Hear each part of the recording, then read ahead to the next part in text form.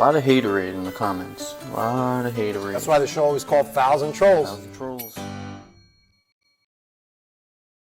Welcome back to episode 2 of Fouls and Trolls. I'm here with my friend Mark. Yes, we're going to get right into the trolling. This should be a good one because this is how to warn the assistant coach. Ooh, this is going to be juicy. By the way, I'm guilty of giving too many warnings. I feel this is just a technical foul. Sometimes it's like the warning acts as a safety blanket. You're like, oh, it's just a warning. You're saying that you give too many warnings rather than just go right to the tech. Right to the tech. Yep. Just nip it in the bud. I was talking about that this morning with some of my mentees, how I've been guilty historically of too many warnings. So this year, moving forward, it's just going to be quicker. Just going to be quicker with my administration of rules. Straight to the point. You could read a couple kind ones. Let's read some kind ones. Read a couple kind ones. Fred L. Tichaney. Great warning. We appreciate that, Thanks, Fred. Freddie. Thanks a lot. Kenneth Burcham.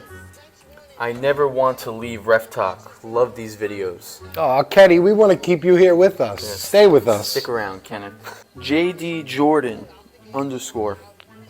Can't assistant coaches talk to refs during timeouts and at quarters?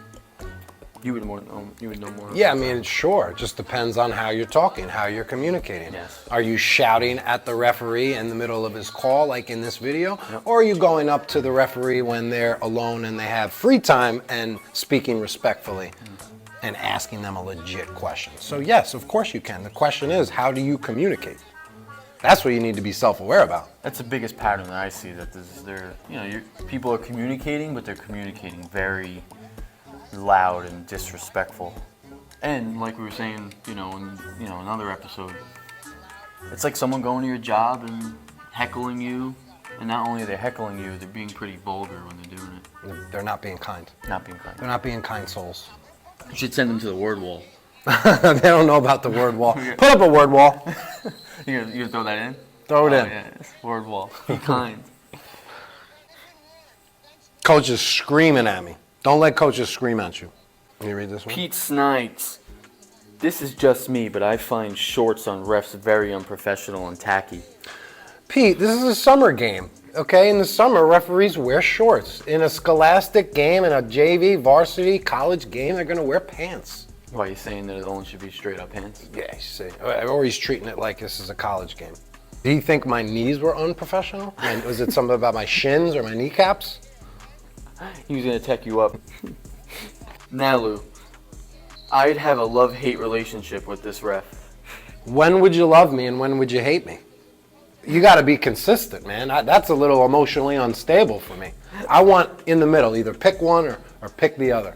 At least you know he wants a relationship. Well, that's nice. I would love a relationship as well. Let's make cool. it a positive and kind relationship through the comments of TikTok.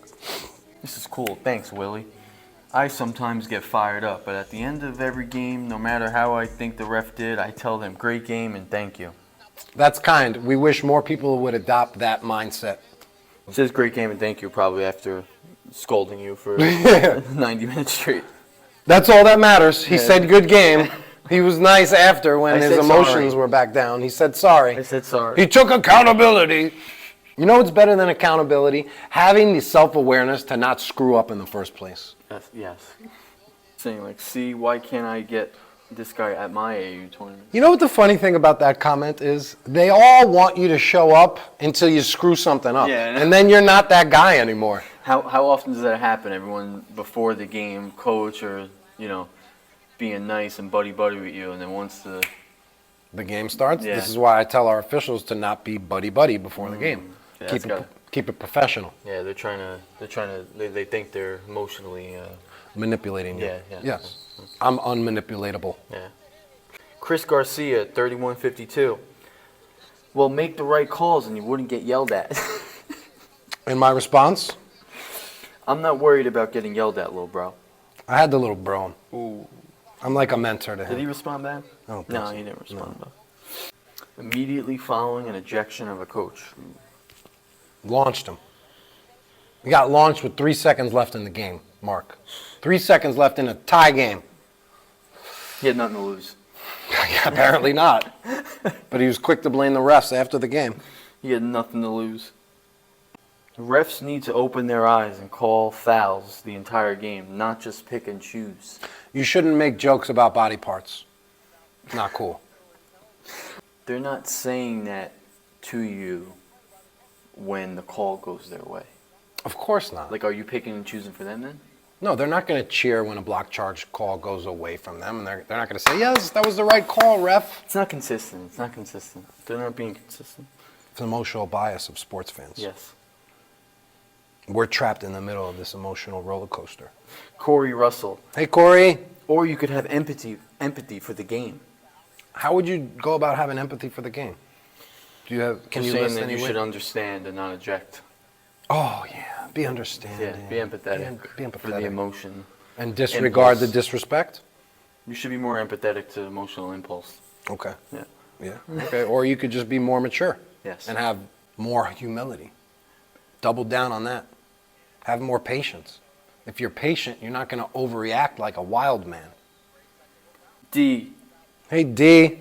Oh, we are not going to be out here defending blind refs. Again, that's an offensive comment, and you should not make fun of the visually impaired. Party. Foul. Foul. That's a technical foul. That's a foul and troll. Yeah. Next. So this is a post we did about holding the ball, right? We break the game down into the specifics. Now, a lot of people are furious that refs actually take time to practice or talk about how we're going to hold the ball. But it's these little things that you continuously add up that make a big difference. Would you respect me more if I'm hugging the ball or holding it at my waist, or if I have it up on a platter? Yeah. Like I'm a service professional. So that's what this video is about. Let's see what some of the comments look like. Swing for the ring. I spin it on my finger because everyone that paid admission obviously came to see me. Oh, we have a funny guy. We have a jokester in the comments. Keep it coming. I usually shoot in between timeouts. Depending on the level you're doing, depending on how many games you're working and the setting that you're in. But yeah, you can take a couple shots, just not in a real game. Joe, what does Joe have to say? I feel like he gave a good comment in support of refs. People saying it's not that deep. All of these are small things you don't notice but truly add to the overall presentation. Joe seems like a really good dude. I agree, and I think it's like for an official, I think it's for you to be like as clear with your calls and your presentation, because I feel like that when you have too much personality, it takes away from like that you're this unbiased, unemotional individual that's just calling and reacting to what you're seeing on the court. So I think the more robotic you are in a way, like you're a machine, like you're a Terminator out there, and you're just seeing what you see and calling it for There's what an it is. interesting kind of paradox. We don't want to be robotic, but essentially there are many components of officiating where we're just be like robot-like. Yeah, like a computer, just like boom, computer-like. Thank you for sharing that, bringing that insight to the forefront. If you make the right calls, no one is going to care where you're holding the ball. This is an officiating camp where we go to learn the minutia of being a ref. You're seeing the minutia, and you're maximizing it and making it bigger than it is in your mind. Aaron Hayes, I can't tell the last time a waiter held a platter like that. Maybe I don't go to the right restaurants. Maybe you don't, because I was a cater waiter in 2009, and I'm just like this. I'm like this. Maybe you're not going to the right restaurants. I'm going leave that on the tip line. Nobody's going to give you a tip with that attitude. David Williams, I am with you on a lot, but this is nitpicking. That's our job as a clinician, is to nitpick. These officials want to get nitpicked on. That's one thing about the craft of officiating. There's so much to learn. You have to nitpick at all the things you're not doing right in order to raise your game. 5379. That's taking it a little too far. I'm not sure the numbers reference. Could you elaborate on that? His handle is 5379. Okay. Yeah. He said I'm taking it too far? He said you're taking it a little too far, and it ain't that deep, nor does anyone on the court care about how our ref is holding the ball. I just feel like they're getting mad that you're trying to polish it up more and more. Yeah. It's not that deep, bud. Not that deep, bud. That's my technique. Good. Really good form. I love your swipe up form. I would just make sure you tuck in the thumb as you're swiping up. Okay. Getting there, bro. You're getting there. Wow. Let's see what the commenters had to say about this post, where I describe some of the emotional components of what it's like to be a referee. Spence, love your profile picture. What do you See, say? you're a big supporter of Pop-Tarts. I don't understand. He said, I mean, if you miss an easy call, you deserve to hear about it. That's how you can be better.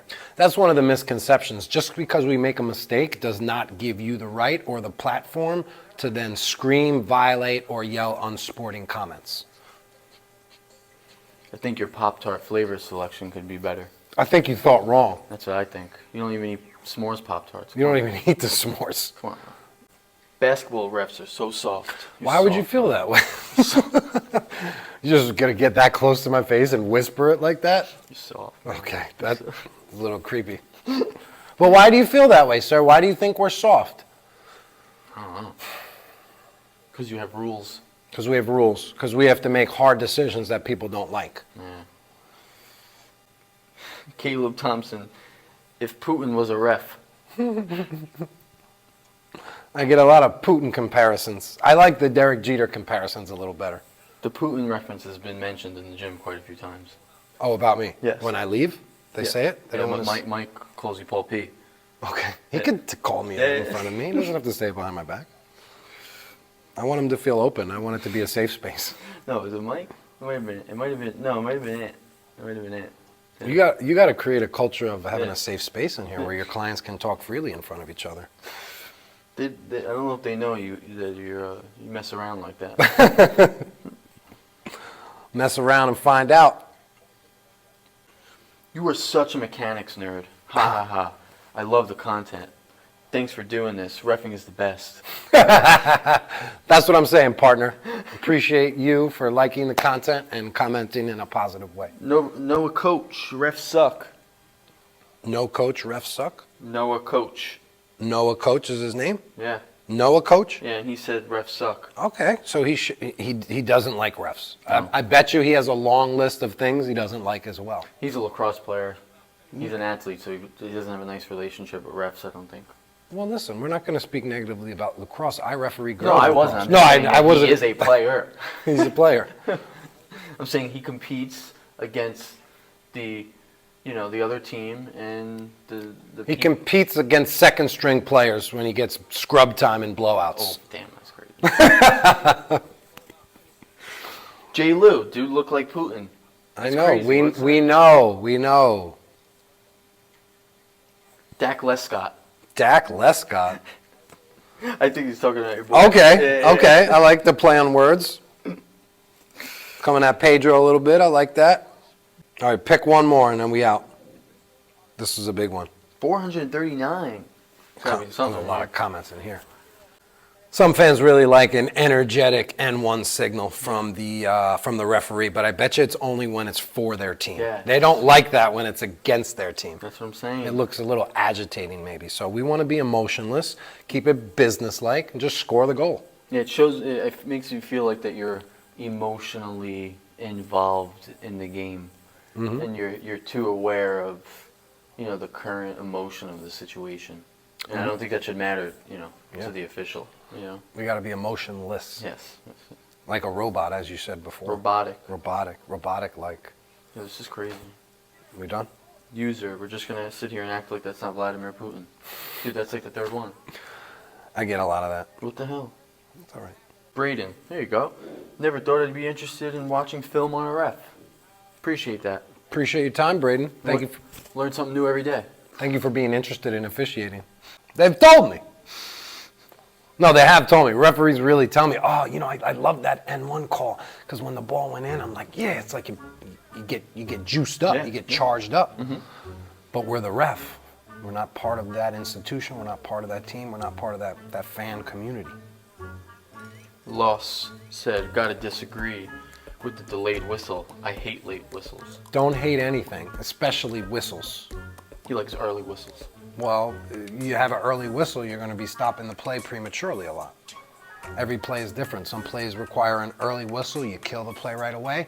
Some plays require you to wait as long as possible, my friend. Patience. Patience. Is that Tim Robinson? No, it's Paul Diaspera. Nice to meet you. Yep. All right. Thanks for watching. Thank you for listening to the Crown Refs Podcast. Serve the game.